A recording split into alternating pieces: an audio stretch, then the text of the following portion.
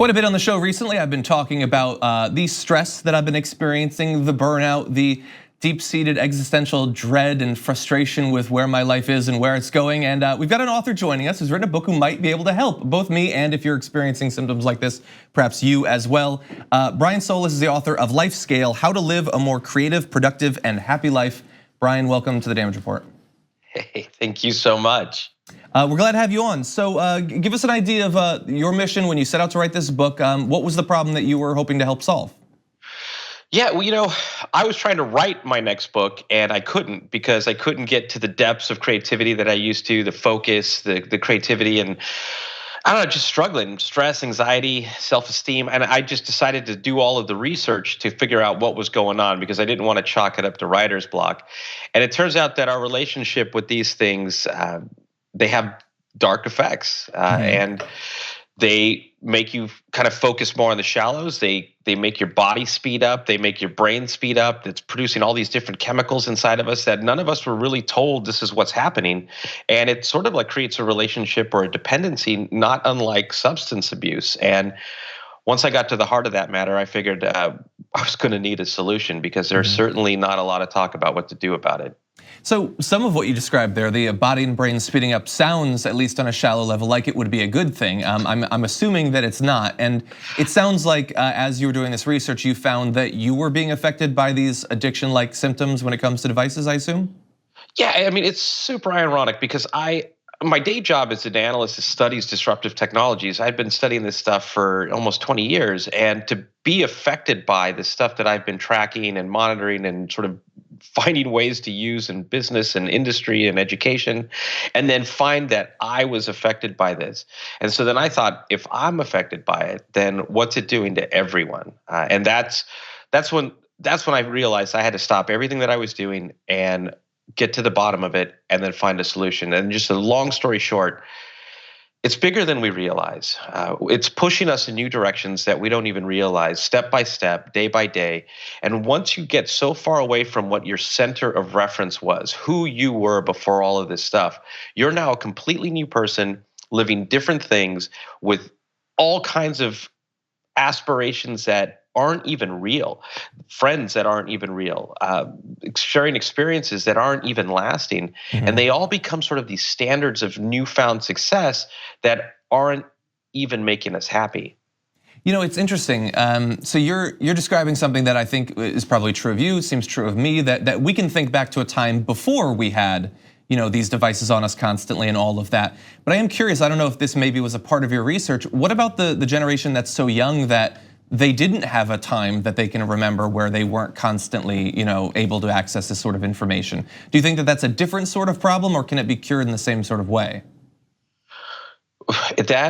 I'm so glad you asked that. So there's two kinds of problems we have here. There's us who know what life was like before, and then there's the new generation who only know this.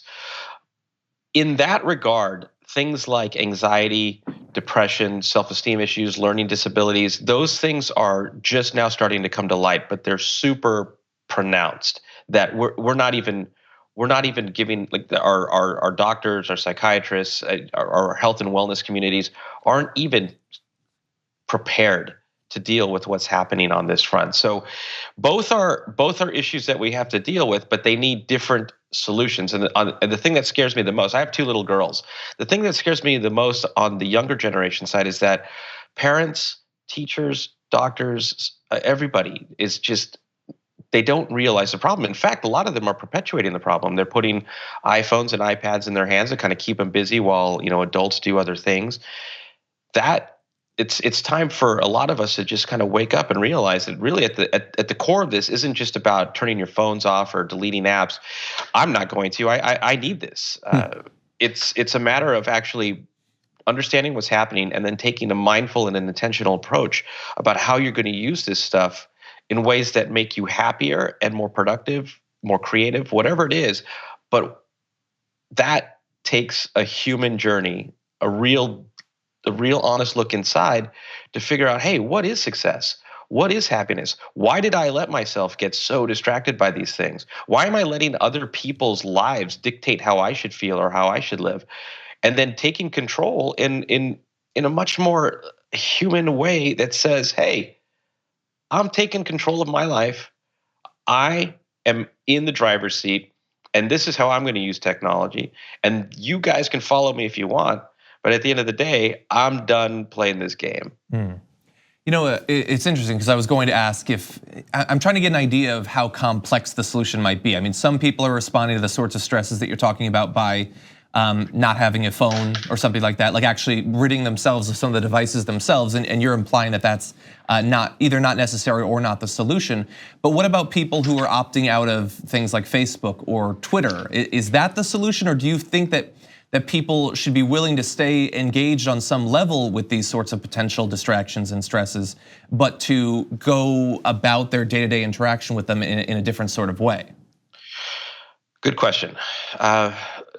To each his own, right? I think what we're learning though is that deleting certain apps, at least even if it's temporary, or going through detox, practicing mindfulness, or going to Burning Man, using productivity apps, Calm, Headspace, all of these things, they treat the symptoms, right? So what we're not spending a lot of time in is understanding that behind what makes these things addictive is called persuasive design. And there's a whole lot of tricks, and we could get into that at another time, that unlock 6 different chemicals in your body each time you use the phone. And those chemicals are the same types of reactions that our body, our brains have when we're treating any kind of substance or using any kind of substance, right? So what the solution is, and I'll just show you a quick image of it. It's not unlike the journey you take battling alcoholism or drug addiction or any kind of addiction. You have to go through these steps that start with awareness, and then rebuilding your life to understand, one, this is what's happening to you, but two, this is what to do about it. So you can actually then go back to Facebook or Twitter with a much more informed, mindful, intentional approach where they are actually productive to you now that you understand what's happening and what you're doing about it. But yeah, the solution was actually much closer to AA than it was with digital detox. Interesting, very interesting. Well, look, this has arrived at the right time for me because I'm considering these sorts of things as well, and I appreciate you joining us on the show and breaking down your new book. The book is Life Scale: How to Live a More Creative, Productive, and Happy Life. Brian Souls, thank you for joining us on the show today. Thank you. Thank you very much for watching this clip from The Damage Report. If you liked it, don't forget to subscribe to this channel and ring the bell on YouTube to get notifications of our new videos. And of course, you can catch the full Damage Report live every weekday at 1 p.m. Eastern, 10 a.m. Pacific on TYT Network on YouTube TV.